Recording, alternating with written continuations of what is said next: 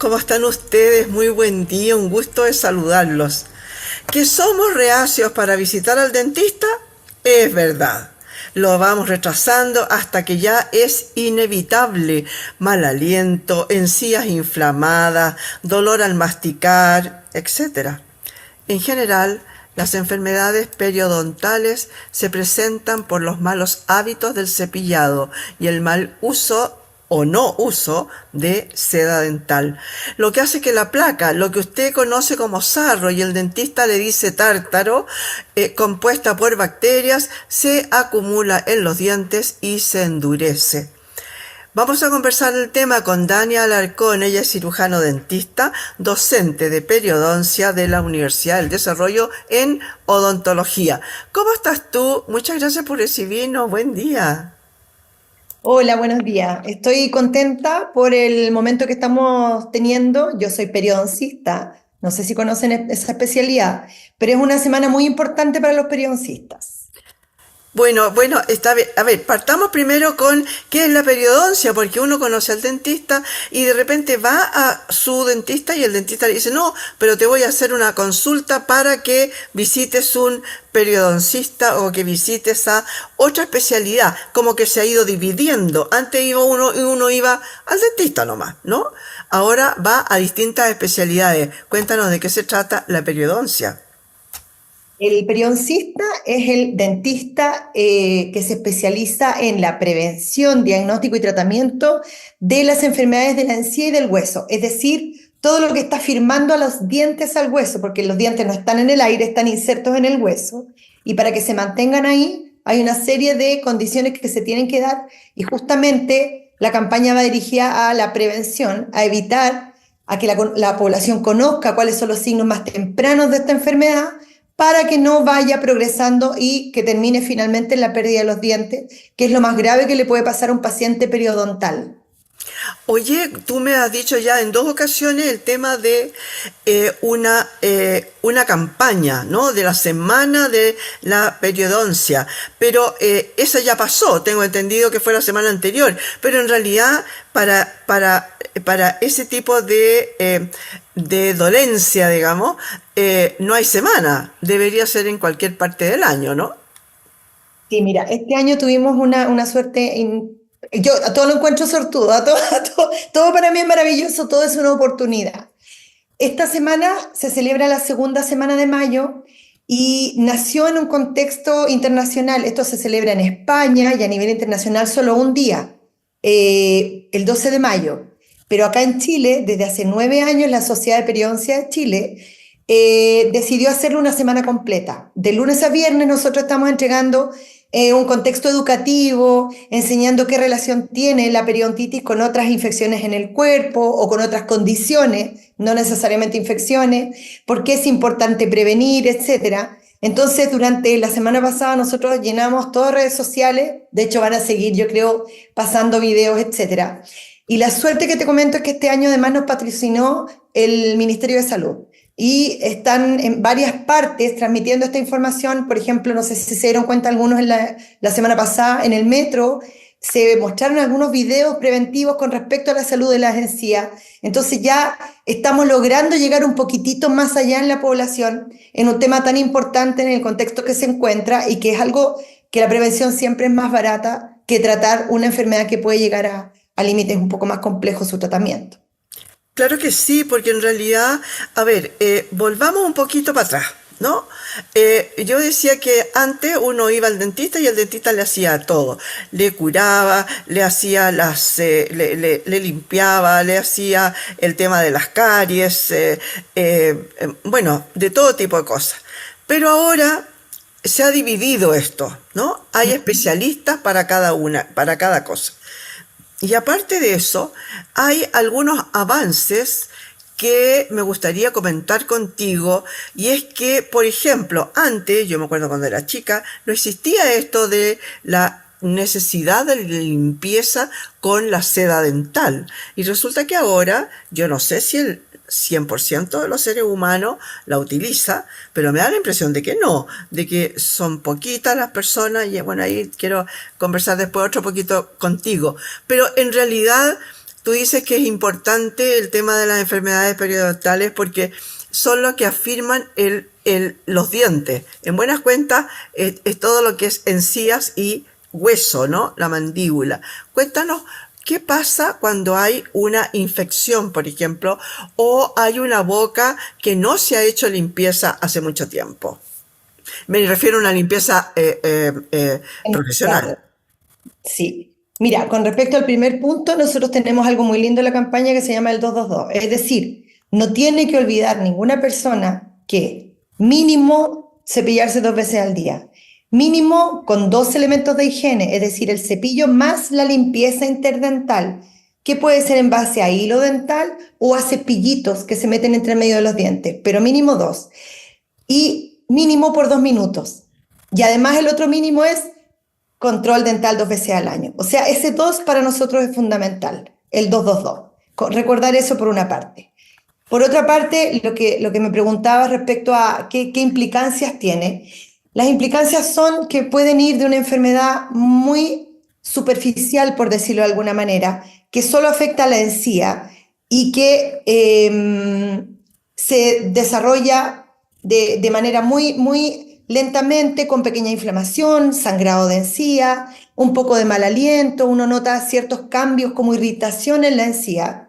Y esto es bastante superficial y es reversible. Es decir, yo si en ese momento ocupo todos los elementos que debo ocupar para higiene, me realizan una limpieza profesional, que no es lo mismo que cepillarse los dientes. El cepillarse los dientes en casa es para mantener el estado de salud que nos dieron en el control dental. Todos deberíamos tener esa mantención odontológica con el especialista para que nos limpie y pueda sacar esa placa bacteriana, ese biofilm que se deposita mucho más fuertemente en los tejidos. Necesitamos toda maquinaria para sacarlo, para retirarlo y después hacer la mantención. Si nosotros no llegamos a ese nivel de la gingivitis, que es la primera parte, es como la enfermedad más superficial, Perdona, eso es cuando la gingivitis es cuando se te inflaman, inflamación de la encía. se ponen Nada más coloraditas. se pone colorada, sangra y Ya. casi no duele, solo irritación local. Y eso ocurre a muchas personas, puede ser un momento, hay gente que solamente con un cepillado estricto se le pasa, pero generalmente hay que hacer una intervención muy chiquitita. Si esto perdura en el tiempo, y yo llevo mucho tiempo con el sangrado de encía, y yo sé que tengo acumulado además este sarrito que mencionabas tú al principio, que la placa bacteriana decanta y finalmente se forma el famoso sarro dental tártaro, la placa bacteriana se sigue depositando y madura y se forma un complejo que es mucho más, disculpa la redundancia, pero es más complejo que el anterior y como se va profundizando es capaz de empezar a dañar al hueso. Y ahí se transforma en una enfermedad que es irreversible porque cuando ya hay pérdida de hueso nosotros no podemos recuperar ese hueso. En estado de gingivitis sí podemos, pero cuando ya pasa a afectar al hueso y es periodontitis, ya no tiene vuelta atrás, tenemos que mantener eso, evitar que se siga perdiendo el hueso, pero el tejido perdido no se puede reponer. Por lo tanto, tenemos que en ese punto detenerlo lo más precoz posible para que no se pierda todo el hueso y termine finalmente perdiéndose el diente. Oye, hay algo que me ha llamado a mí la atención y es que, a ver, hay personas que al mismo tipo de cepillado, al mismo tipo de cuidado diario, con los mínimos 2 veces, con cepillo, con algún tipo o cepillito o de esos cepillitos interdentales o con seda, etcétera. Dos personas en las mismas condiciones, a veces hay personas que acumulan, digamos, más que otras y otras mantienen perfectamente su dentadura. ¿Qué pasa? ¿Hay personas que acumulan más sarro que otras?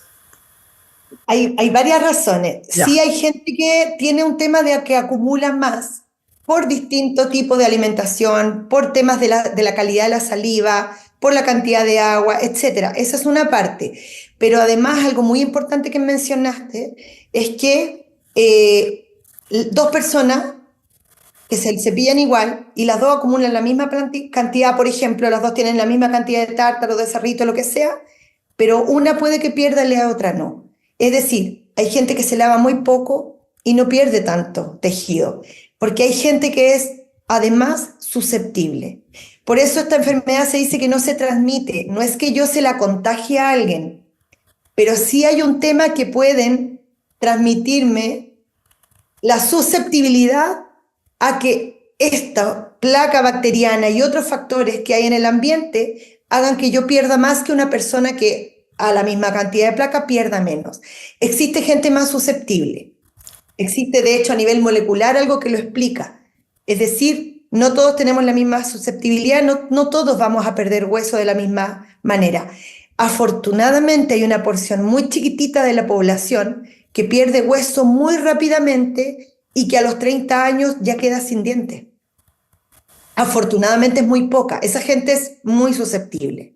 Perfecto. Entonces, Y claro, tal vez todo debería ir dirigido a prevención muy temprana, 12, 15 años, para detectar justamente esta gente que ya empieza con esta pérdida a temprana edad. bueno, ahí iba mi pregunta siguiente, justamente, ¿desde qué edad ya una visita al dentista a lo menos una vez al año, a lo menos, y ahí te detectarán si es más necesario más veces, pero ¿desde qué edad ya una persona debería ir una vez al año mínimo a ver, a controlarse, a ver si está todo bien?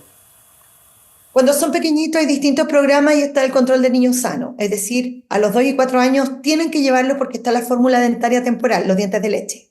Ujú. Entonces es importante ver cómo van apareciendo, si están ordenados, etcétera, y detectando pequeños cambios, porque los niños chiquititos pueden tener también gingivitis y ese puede ser un factor de riesgo a la larga, porque cuando sean grandes van a acumular más y podría llegar a periodontitis. Entonces, Claro. chiquititos hay que controlar. A los 6 años existe también en Chile el GES dental. El niño de 6 años tiene una canasta de prestaciones, es decir, a los niños de 6 hay que hacer un control odontológico sí o sí, está garantizado, una garantía Ujú. explícita. Estas que llamamos que la población tiene la garantía de que tiene que ser revisado hasta los 6 años y 364 días. Es el típico Ya. que tú dices, mientras tenga 6, tiene que ir. Claro. Luego hay otro hito importante que es cuando se completa la fórmula dentaria, que es 12, 13 años, a veces 15, porque obviamente hablamos nosotros de promedio, y a esa edad no es malo visitar a un periodoncista. Ya. Tempranas edades tiene que ser un odontopediatra, un odontólogo general, exactamente el profesional que sea que lo revise va a estar bien porque hay una serie de cosas que se pueden detectar a tiempo y que son de intercepción temprana. Pero el tema periodontal podría ser a los 15 años una muy buena ocasión, Ya. porque ya empiezan los dientes de grande, ya está totalmente el recambio completo. Y desde el Ministerio de Salud ya se toma a este paciente como adulto, por decirlo de alguna manera. Es decir, ya se atiende como una persona adulta y no con un odontopediatra. Y de ahí ya Perfecto. podemos empezar a detectar pequeños cambios, a veces clínicos, a veces radiográficos, de situaciones que nos hagan pensar este paciente es susceptible, podría llegar a tener algún cuadro de periodontitis, por ejemplo. Perfecto. Oye, y tú hablaste de la susceptibilidad. ¿Hay personas que tengan algún tipo de enfermedad subyacente, aparte de los dientes, no sé, diabético, una persona que tenga algún tipo de condición que sea más susceptible, el hábito de fumar, el hábito de tomar, de alcohol, etcétera, puede ser que lo hagan más susceptible también a este tipo de enfermedades? Sí, mira, más que susceptibilidad, nosotros a eso lo llamamos factores de riesgo. Y un Ya. factor de riesgo puede influir en el curso y progresión de esta enfermedad, de esta condición. Es decir, lo principal acá es una base de un paciente susceptible, que eso lo da la carga genética, por explicarlo manera muy general, junto con una gran cantidad de placa bacteriana presente y que hay flora que es más benéfica que otras, siempre en la boca hay bacterias. Pero si nosotros dejamos que esto madure, que se acumule y que cambie en el tiempo, por el tiempo que lleva acumulado, puede madurar en un sistema que es un poco más complejo y producir más daño en los tejidos. Aparte de esto, cuando ya está la susceptibilidad y la placa bacteriana acumulada, existen ciertos factores que hacen que el organismo esté más susceptible aún, porque baja mucho el tema defensivo, por decirlo de alguna manera para que se entienda, y un paciente diabético tiene mayor propensión a que avance muy rápido la periodontitis y a que cueste mucho reparar el tejido. Y en el paciente fumador también se ha visto que el cigarro es un factor de riesgo muy conocido y aumenta la pérdida ósea incluso en pacientes y disminuye la eficacia del tratamiento. Es decir, a pesar del tratamiento, puede ser muy refractario a él por el tema de estar fumando. Es decir, el tema acá es dejar de fumar, de todas maneras. Y en temas de otras condiciones, compensar, es decir, a un paciente diabético no puedo decir no hay que tener, no, pero sí compensarlo. Y se ha visto que el tratamiento periodontal también ayuda a ese diabético a tener valores dentro de rangos normales, ya que es una infección, puede elevar los valores de glicemia, puede producir estados de hiperglicemia en ese paciente. Entonces se da una relación bien particular con el diabético. Ujú. Si él controla la periodontitis, puede ayudarle a controlar su diabetes. Si la diabetes está descontrolada, la periodontitis aumenta más. Oye, ¿y qué pasa con el tema, a ver, quiénes son más propensos a tener más acumulación y por lo tanto de alguna manera también caer en alguna enfermedad periodontal? Por ejemplo, mujeres o varones. Pienso en las mujeres la diferencia por aquello del tema hormonal, ¿no? Mucho se ha hablado de el embarazo, por ejemplo, que influye muy fuertemente en el tema de los dientes. Y por otro lado, las personas que toman algún tipo de remedios, por ejemplo, gente que se les seca la boca, que de repente tanto que no pueden ni hablar, que producen poca saliva, ¿también hay algo por ahí o no? Sí, hay varias condiciones que pueden hacer, también hablando de la misma susceptibilidad. En las mujeres, por ejemplo, durante el embarazo hay alto riesgo de que una enfermedad que ya viene de antes, la paciente embarazada puede ser más susceptible a una inflamación mayor, por ejemplo, por el tema hormonal. No es que el embarazo produzca gingivitis y periodontitis. Esto es algo que es decir, viene de antes, pero se puede haber exacerbado durante el embarazo por el tema hormonal. Y además se ha visto, bueno, esta relación también va hacia los dos lados, que la periodontitis, cuando es muy avanzada, es muy compleja, podría llegar a producir en los embarazos algunos efectos que son nocivos, por ejemplo, niños de bajo peso al nacer o complicaciones con partos prematuros. Ya. Entonces, el tema de los fármacos también. Hay ciertos fármacos que producen en la boca a nivel oral agrandamiento de la encía, por ejemplo. Y eso acumula más placa bacteriana, Claro. como el pepino. Hay una serie de factores que derivan en este que se agrande la encía. También hay otros que secan la boca. Tener una boca seca también propicia a que la saliva y la mejilla y la lengua no produzca ese efecto que es tan fisiológico de limpiar las superficies. Cuando nosotros movemos constantemente la boca, va produciendo como una autoclisis, una autolimpieza alrededor. Entonces la placa obviamente empieza como a disgregarse. Si tengo la boca más seca, se va a acumular más, de todas maneras. Entonces, hay hartas cosas en realidad ahí. Oye, hay una cosa que quiero, antes que no se nos vaya el tiempo, que te la quiero preguntar.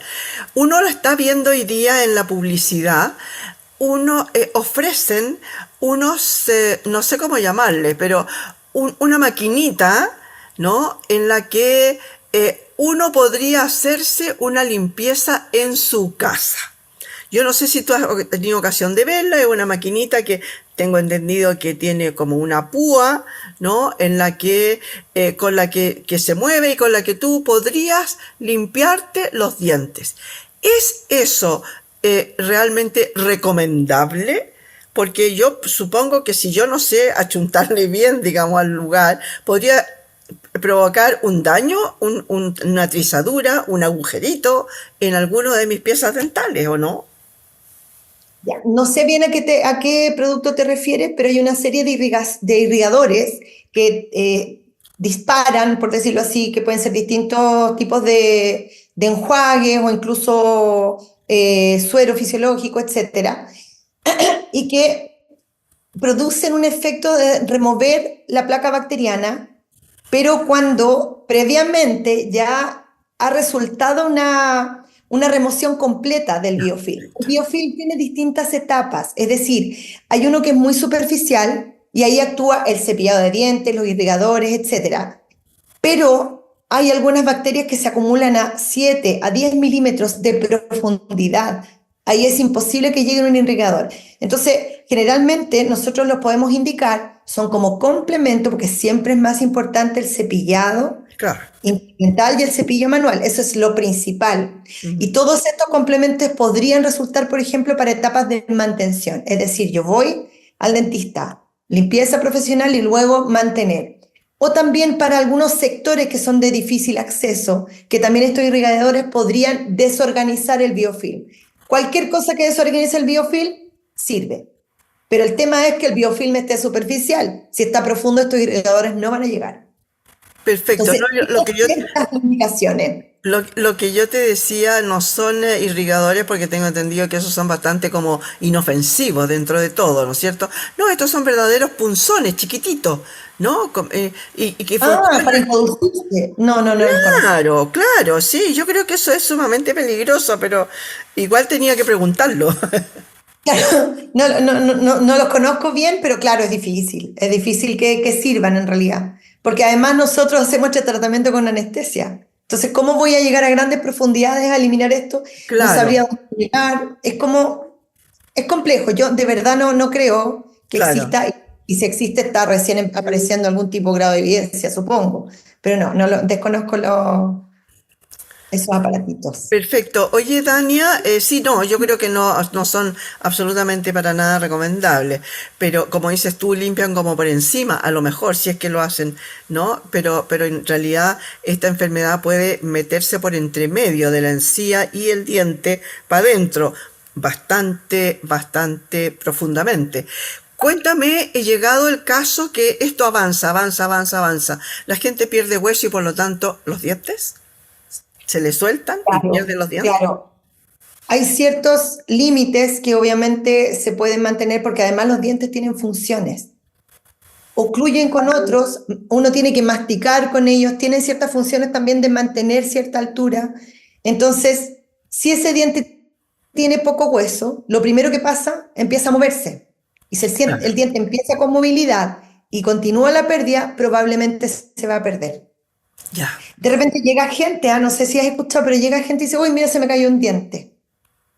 Pasa, hasta el día de hoy pasa, es algo común que avanza tanto la pérdida y es tanto lo que ya pierde absolutamente toda, incluso los receptores como del dolor, entonces se caen y ni siquiera duele. Pero eso son etapas muy ya avanzadas. muy No avanzada. es común que pase, claro, puede ser. Lo peor que nos puede pasar a los periodistas es que perdamos, claro, que se pierda el diente, que ya no haya nada que hacer, que haya que extraerlo. Oye, pero con estas limpiezas profesionales que uno debiera, como dices tú, hacerse una o dos veces al año, dependiendo, digamos, si eres más susceptible o no, qué sé yo, me imagino que va, llega un momento en que ustedes lo pueden detener, pueden mejorar, pueden mantener una boca más o menos sana.